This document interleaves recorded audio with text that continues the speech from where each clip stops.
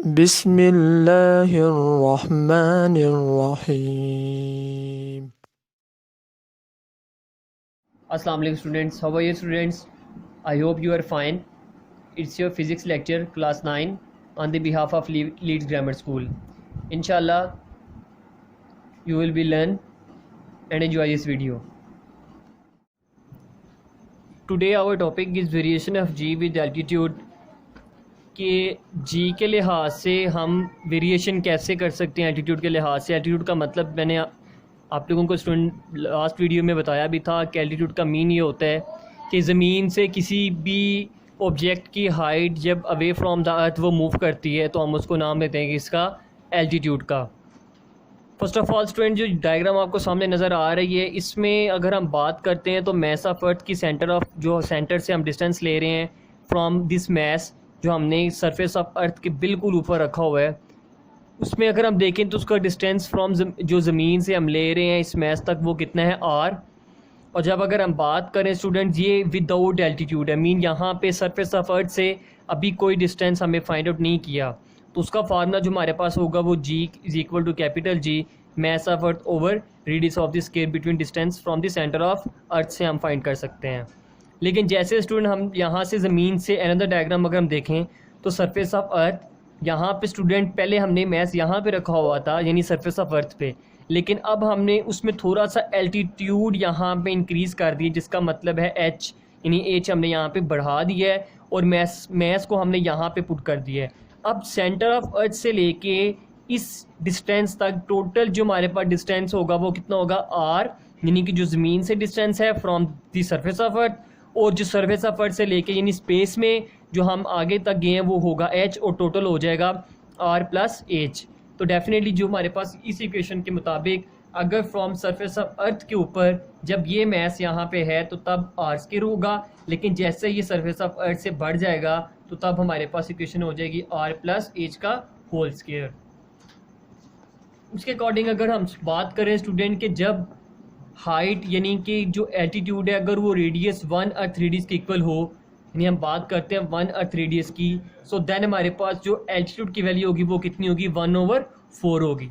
How to calculate it तो वो देखते हैं स्टूडेंट। फर्स्ट ऑफ ऑल हम h की जगह हम पुट कर रहे हैं 1 अर्थ रेडियस तो डेफिनेटली r प्लस r हो जाएगा 2r होल स्क्वायर जब हम ओपन करेंगे तो वो 2 का स्क्वायर मीन 4 हो जाएगा एंड डेफिनेटली दिस मीन कि ग्रेविटेशन जो एल्टीट्यूड की value 1/4 of the earth radius के इक्वल होती है।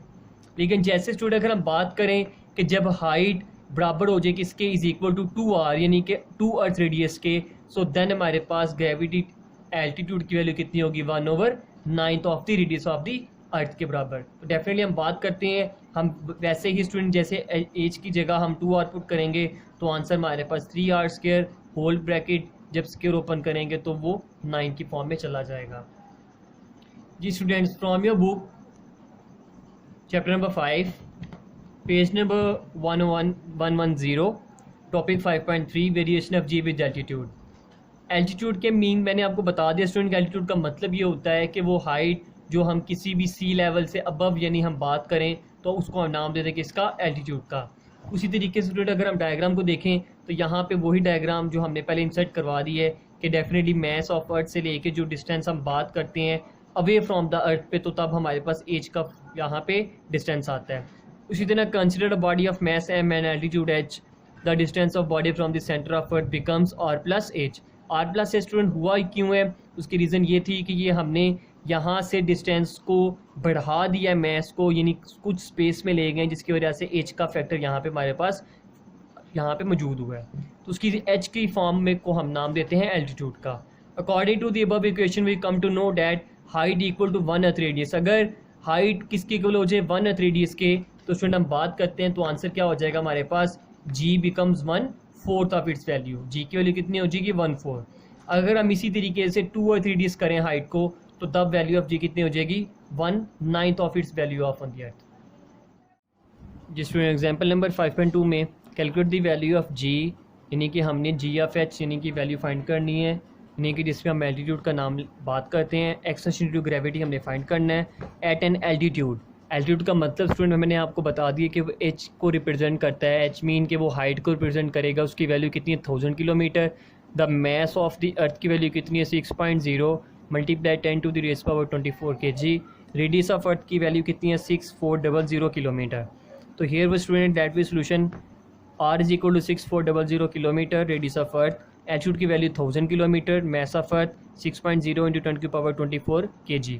हमने स्टूडेंट वैल्यू किसकी फाइंड करनी है जी एच की। जी एच मीन कि ग्रेविटेशन एंड एल्टीट्यूड की वैल्यू हमने फाइंड आउट करनी है। तो उससे पहले हमें फॉर्मूले में r प्लस एच की वैल्यू का पता होना चाहिए। तो r की वैल्यू हमारे पास कितनी थी स्टूडेंट 6400 और एच की वैल्यू 1000। तो दोनों को हमने जब प्लस किया तो आंसर कितना हो गया 7400 किलोमीटर। अब यहाँ पे स्टूडेंट्स इस के की का प्रीफिक्स जो हम यूज़ करते हैं, तो इस के का प्रीफिक्स क्या होता है के डेफिनेट किलो 10⁻³ तो डेफिनेटली यहाँ पे जब हम इसको साइंटिफिक की फॉर्म में लेके जाएंगे तो डेफिनेटली पॉइंट फर्स्ट डेसिमल के बाद आएगा। तो 1, 2 एंड 3 यानी कि 10⁻³ और दिस किलो और ये जो किलो हम यहाँ पे देख रहे हैं इसका मतलब 10⁻³ है। इन दोनों को जब हम प्लस करेंगे तो आंसर हमारे पास कितना होगा 7.4 मल्टीप्लाई 10⁻⁶ यानी कि 6 कैसे बना स्टूडेंट कि 3 जो यहाँ से हमारे पास हुई यहाँ पे हमारे पास वैल्यू जो फाइंड आउट की गई है यानी कि साइंटिफिक बनाते हुए, और इस के का मतलब कि 10⁻²। तो 3 और 3 मिलके जब हम देखेंगे तो 10⁻6 होगा। उसी के लिहाज से स्टूडेंट जब हमारे पास फॉर्मूला था ग्रेविटेशन ऑफ एल्टीट्यूड का G F H is equal to gravitation constant mass of earth radius of earth plus altitude, तो तमाम की वैल्यू स्टूडेंट हमने यहाँ पे पुट की। कैलकुलेटर की मदद से जब हम इसको सॉल्व करेंगे तो आंसर कितना होगा 7.3। इसका जो यूनिट होता है स्टूडेंट ग्रेविटेशन ऑफ एल्टीट्यूड का यानी ग्रेविटेशन एक्सेलरेशन का, तो वो कितना होता है ms-2। इस एग्जांपल को भी स्टूडेंट आप लोगों ने राइट भी करना है और इसको समझ के आप लोगों ने हमें सेंड भी करना है। स्टे होम, स्टे सेफ, अल्लाह हाफिज़।